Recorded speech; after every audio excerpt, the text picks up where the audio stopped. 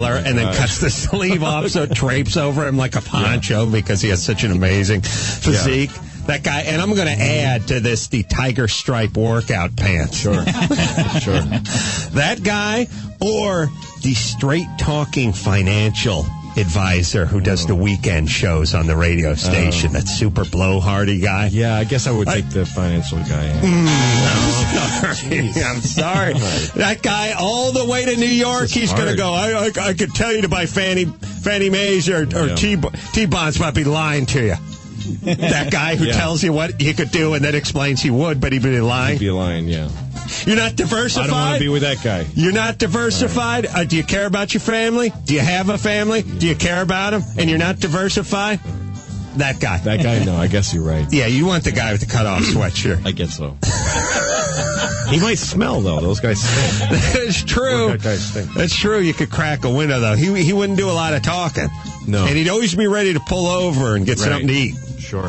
You know? Yeah. You know when you travel and you want to eat and the guy doesn't want to pull over? Yeah. Oh, let's keep driving. Let's keep pushing through. I drive with my dog. I take my dog across the country every year.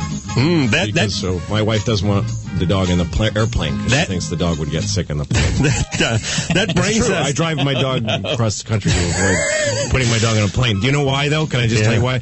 Paw whipped, by the way, they call that. But go ahead. Well, no, here's the reason is because I'd rather do the 3,000 miles with the dog than have the conversation with my wife. Yeah. It's way easier. The 5 hours on the plane. Yeah. Yeah. Than talking to her and going, it's a dog. Yeah, well, Why don't we kill it and then go back to New York? And get one when there, or we get a new one there. That brings us to our next important question, timely question, involving both. The guy who says his wife is his best friend. Yeah. That guy. That a-hole? Sure. Says it in front of your wife so she can get mad at you? Sure, yeah. Because she hasn't cracked your top 20? There's people you haven't met that you include as better friends? Right. Hypothetical friends? Yeah. Or this, the chick who says her dog thinks it's a person. Oh. Which one am I? Okay, yeah. I know I'm not going to. Not with that attitude, you're not. No, I'll take the dog as a person. I'm sorry. For 3 or 4, this is abysmal. I'll tell you what, let's take a break. Let's let Louis CK really take a good long look in the mirror. Sure. Really examine I have a himself. website, by the way, louisck.com. I'm just throwing that out there. No, you should. Yeah, I'm sorry. I should have got it out there. No, it's all right. I'm just going to say it. Doesn't matter. Going to be at the Improv tonight and tomorrow night as well. Also, Lucky Louie. Let's take another break. Okay. And then we'll come back. We'll do this. We'll pick up a few questions and many more things to do after this. Hi, this is Dave Coulier. Call Adam Carolla now at 1-866-901-ADAM. And tell him Dave's package sent you. Louis C.K. in studio. Lucky Louie starting in June. Sundays. HBO also going to be at the Hollywood. The mother of all improvs. The Hollywood Improv tonight, tomorrow night. And go to www.louisck.com. For info, that was Dave Coulier, Dave Coulier's package chiming in. We were talking during the break about that with Louis. And I was saying to him, it's amazing, because I'm watching these celebrity ice skating shows. Everyone's getting stitches. They're getting their head banged around. Yeah. And I've said it before, they should have to put helmets on. Mm-hmm. If you need a helmet to ride a skateboard or ride a bicycle or do a little BMX action, you should have it when you're the chick and the guy's hoisting. The guy's 6 foot tall. He's hoisting you over your head. Yeah. He's got his hands in your crotch like Louis C.K. tipping a bellman. That's only he can do.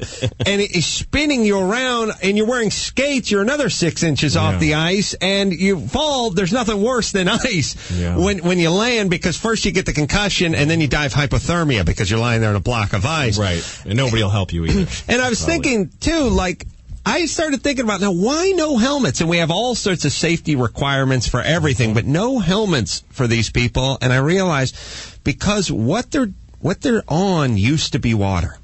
Yeah. It's now harder than concrete. But if they were on concrete, let's just go ahead and separate the ice from ice skating. Say they're doing the exact same thing. It's just out in the parking lot.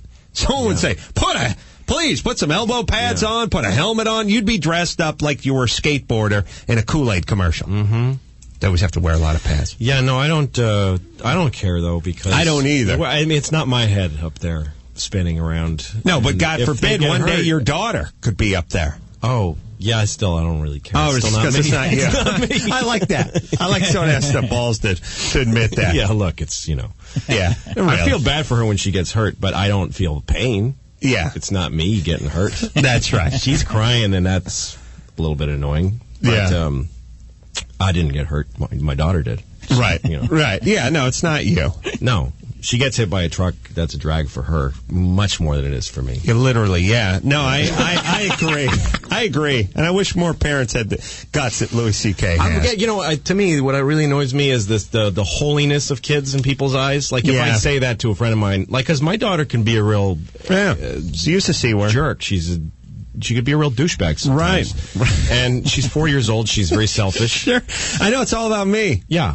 But so she, when she gets, sometimes I get really annoyed, and I'll say to my friend, I hope she gets hit by a car today. And he'll go, you can't say that. Don't. Right. It doesn't, God's not going to do it because I told him, I don't have any power. Well, none that you know, but that's the scary part. No, but that's what I hate people who say you can't, like I had a friend who IM'd me from his airplane, people that when the door hasn't closed yet, so they use their phones to IM. And he IMs, I'm on an airplane and the door hasn't closed yet. That's what he had to tell me. Right. So I wrote back, I hope your plane crashes. And he calls me in a panic and says, take it back. You have to take it back. Why? I'm not on the plane. I can say whatever I want. And he says, because what if it happens now? How are you going to feel? And I'm like, are you kidding? That'll be amazing. Yeah. To learn that I have that power. That'll be a pivotal day in my life. I said, I hope your plane crashes, and it crashed. Yeah. Wow. Also, awesome. though, I would sort of play that one close to the vest. Yeah. If I did announce that, no one's ever going to rat you out. This guy's deep in the Pacific Ocean, never to be recovered again, just a wreath thrown where they think he may have hit the water.